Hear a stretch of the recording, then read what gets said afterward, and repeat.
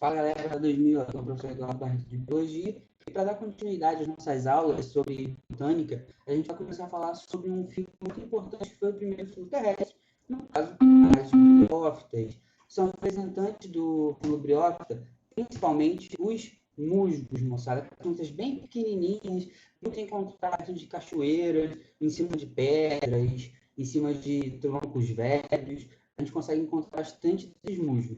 Bom, seu exemplo, além dos musgos, as hepáticas, que são essas aqui achatadinhas, e os antócinos. Os antócinos já são um pouco mais raros, tá? Principalmente no Brasil.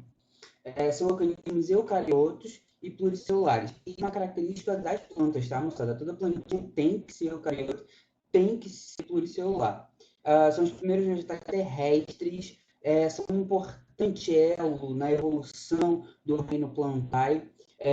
Morfologicamente são extremamente simples, são plantas primitivas, e como eu sempre falo para vocês, não tem como surgir algo na natureza já perfeito. Ele surge de uma forma primitiva e com o passar da seleção natural, ele vai aperfeiçoando, vai se tornando cada vez mais adaptado, cada vez mais evolutivo. Uma característica importante dos musgos que fizeram que houvesse uma separação com as algas é o fato de apresentar embriões protegidos. E por isso são incluídos dentro do reino plantário. As algas, por exemplo, não têm esses embriões protegidos. Então, ele fica em um grupo à parte, que são os protistas. Bom, as características gerais das briófitas. As briófitas são plantas avasculares. Gravem bem isso, moçada. São avasculares. Eles não vão apresentar vasos condutores como xilema e floema. E aí, isso daqui, o fato de ser avascular, é um dos principais pontos de questionamento em provas e exercícios. Pelo fato de não ter xilema e floema, não ter esses tecidos para conduzir a seiva, se ela bruta, seja ela elaborada, imagine o seguinte, eu vou ter que encher célula a célula, e isso vai demandar muito tempo.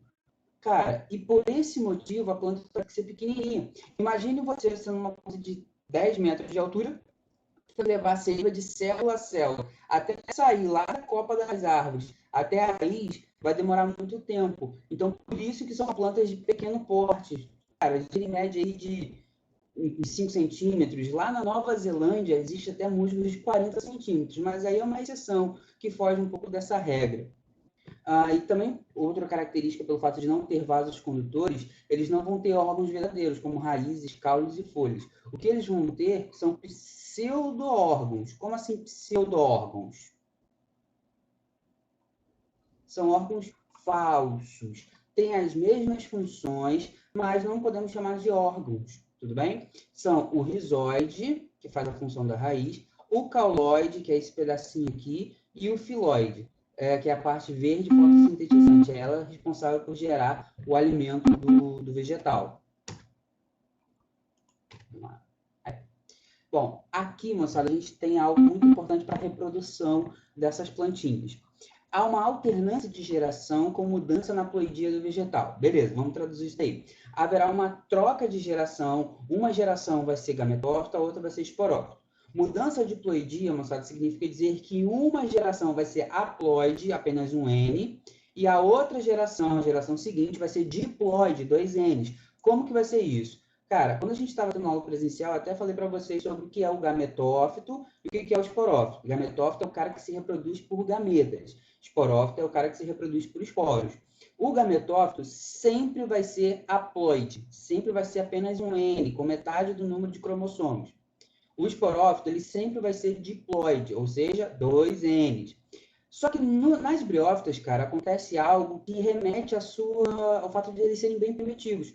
O gametófito vai ser a fase dominante. É o único grupo de plantas cujo gametófito vai ser a fase dominante. E o que eu quero dizer com fase dominante? É a fase que vai durar mais tempo, que vai viver mais. Quando a gente olha um musgo, com certeza a gente está observando o seu gametófito, porque o esporófito de um musgo vive muito pouco, vive em média 2 dias, 3 no máximo, por aí. Dependendo da espécie, vive horas. Então, moçada, é muito mais fácil a gente ver o gametófito do que o esporófito. Tudo bem?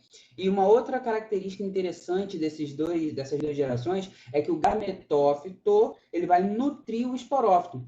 A gente vai dizer que o esporófito ele é dependente do gametófito. Porque funciona exatamente aqui como está na imagem, molecada. Ó. Eu tenho o gametófito, nascerá o esporófito em cima do gametófito feminino. Então, perceba que ele nem é verde, ele é marronzinho, então ele não consegue fazer fotossíntese. Quem vai fazer fotossíntese por ele é justamente o nosso gametófito. Então, a gente vai dizer que ele é dependente justamente por isso. Uma outra característica também para a reprodução das plantas, isso aí vai ser de uma maneira geral, são os gametas masculinos e femininos. Moçada, aqui a gente não vai chamar de óvulo e não vai chamar de espermatozoide. Esses termos são usados apenas para os animais. O que a gente vai chamar aqui é o seguinte: gameta masculino é o anterozoide, é uma célula flagelada. Parece uma bactériazinha. Gameta feminino vai ser chamado de oosfera. Na próxima imagem a gente vai ver melhor esses dois carinhos. Bom, vamos lá.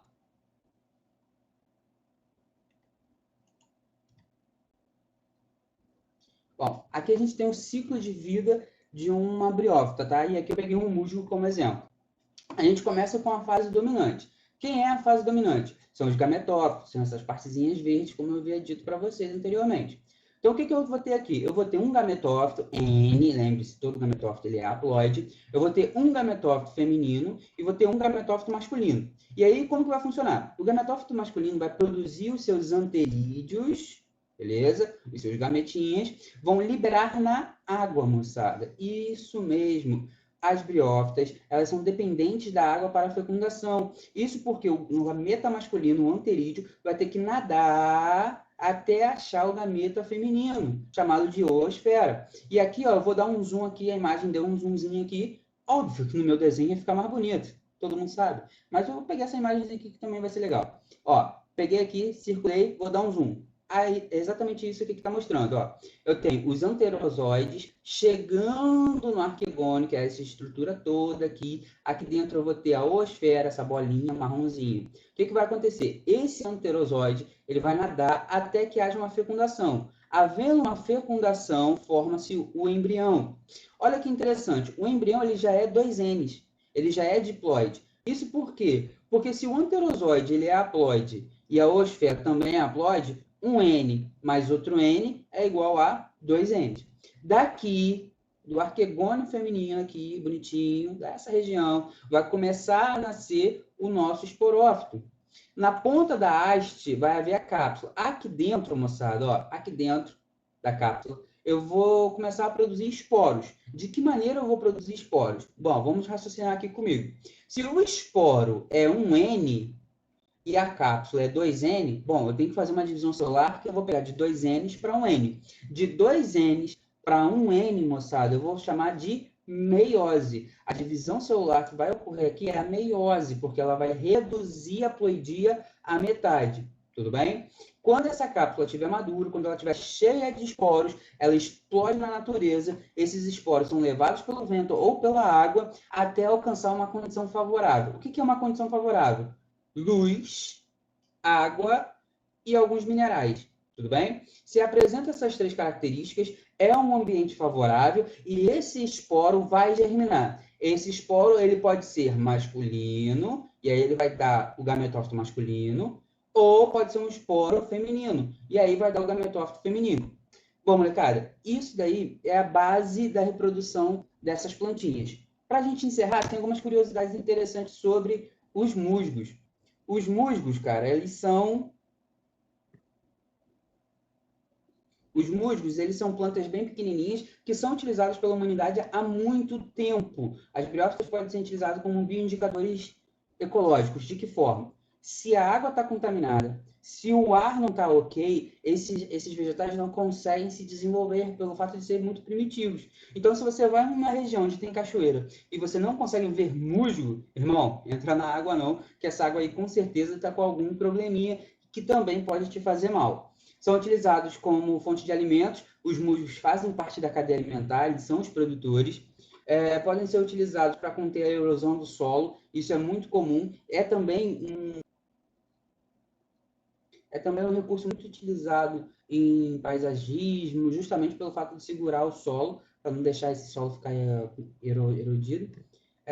Controlam a umidade e inundações. Isso daqui é bem legal, moçada. Os musgos, eles conseguem reter muitas águas, muita água.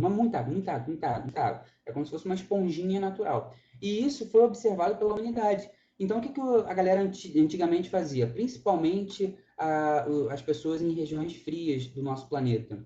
Eles pegavam pele de animal, botavam um monte de musgo, botavam um paninho por cima e usavam como fraldinha para os bebês. Os esquimós usavam pele de foca, para vocês terem uma ideia do quanto era a absorção, a capacidade de absorção era tão grande que a criancinha conseguia fazer vários xixis e não escorria, para não deixar a criancinha molhada no frio, né, cara? As briófitas também são utilizadas na produção de medicamentos, como os antibióticos, e tem muitos musgos que são utilizados como ervas medicinais. Bom, molecada, espero que vocês tenham gostado. Me desculpem os erros, mas é a primeira vez e é novo para mim, é novo para vocês também, mas a gente vai melhorar com o tempo. Um abraço, façam os deveres.